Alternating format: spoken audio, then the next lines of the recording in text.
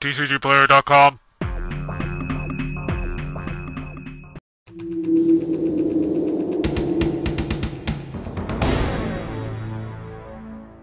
Okay, hi, my name is Leighton Kurashima. I'm the product manager for Upper Deck Entertainment, working specifically on the Yugioh TCG brand.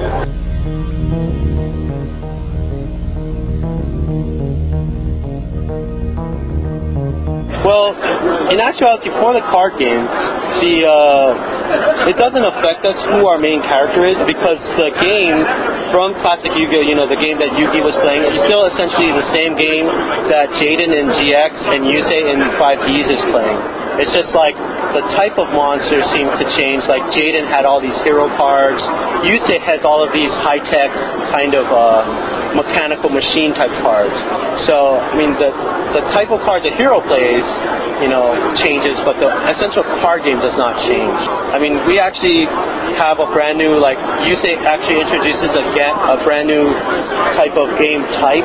So he gets like a couple different new game types introduced with his set, as well as cards and stuff.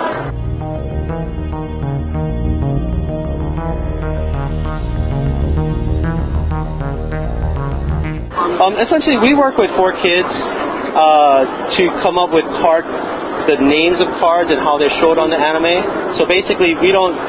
It wouldn't help us if, like, let's say they played a card on the cartoon and had a totally different name as a card in the TCG. So we work with them as well as Konami to ensure the cards on the show is the same cards that played in the game.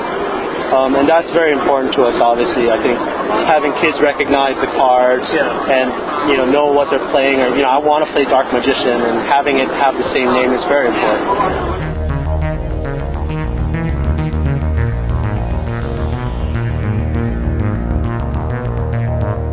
You know, I think when the card game first came out in 2002, 4Kids had a lot to do with changing some of how the anime was animated and stuff like that. I don't know if that's so much the case anymore, because I think the developers in Japan have kind of, figured that out and made it a little more worldwide friendly. Though there are some cards in the game that have, like, maybe they're a little risque in Japan and they're not as risque in the US. So I think overall there's not that much censorship in the cards themselves.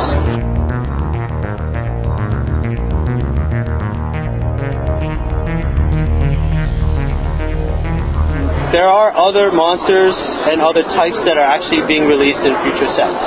So, like, for instance, our Light of Destruction, which is our next set in May, that actually introduces a Light Sworn monster, which actually I think will become really popular. I mean, I really like it. I've been playing with it.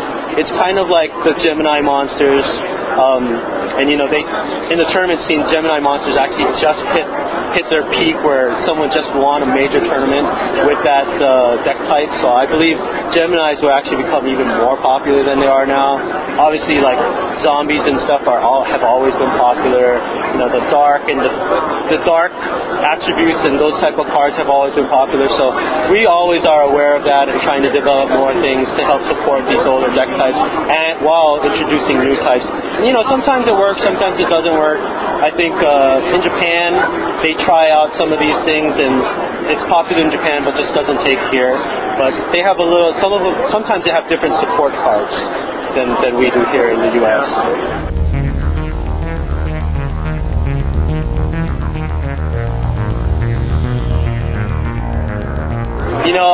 We've been working on that for a long time, and it was actually kind of a great thing that Konami let us do the 2-on-2 and team dueling, and we'll be seeing a little more of those at things like the Shonen Jump Championships and regionals. We'll have that play into more and more stuff.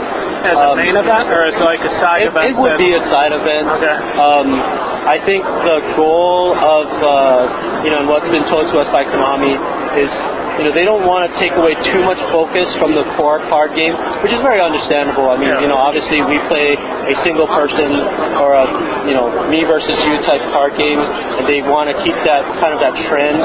But what we've noticed on the team dueling and things like that is, I think people come up with a little more creative decks, and so a little more of the highly unpopular deck types have been seen there because sometimes they work better, when working with a partner.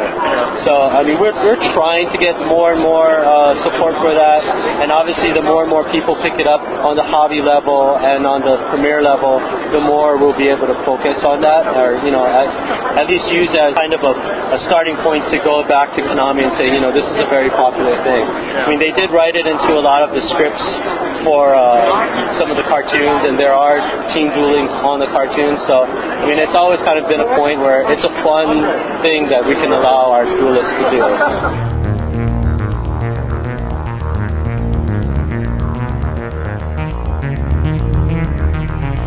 Our European office just announced it actually last week, I believe, that the 2008 World Championship will be held in Berlin this year.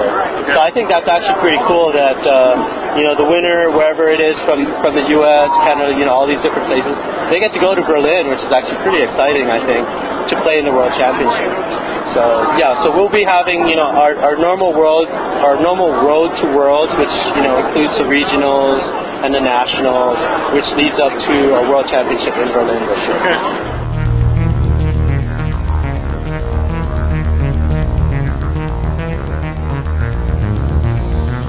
Konami of America, or actually Konami Digital Entertainment, does have a Yugioh online version. It's not supported by Upper Deck, or it's not. It encompasses some of the same cards that are in the TCG, but I think the engine and how they run their subscription and whatnot, it's not the same. I'll be very honest and say I don't really know exactly 100% how the subscription and stuff works, or how there's a tie-in to our cards or no cards. I know they have the same card pool as we do, but it doesn't lead to a World Championship like the DS game does.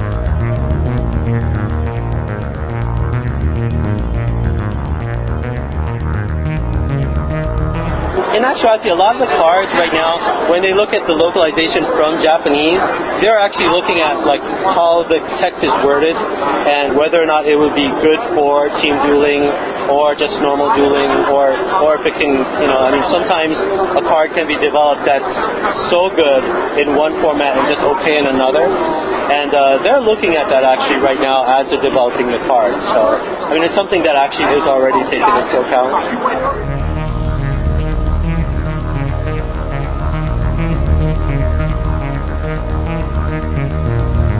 They actually do. It's the same team. So our R&D team is also the team that works closely with Japan to develop the Forbidden and Limited list. I think the major issue right now, if we were to say there was an issue, is the fact that Japan has their own card pool, and some of their cards are not available here in the U.S. and vice versa. So at Upper Deck, we're very cognizant of what's happening on our own tournament scenes and Shonen Jumps and the various regionals and whatnot. The current issues with some of the decks out there and how the metagame is kind of switching to OTK type decks.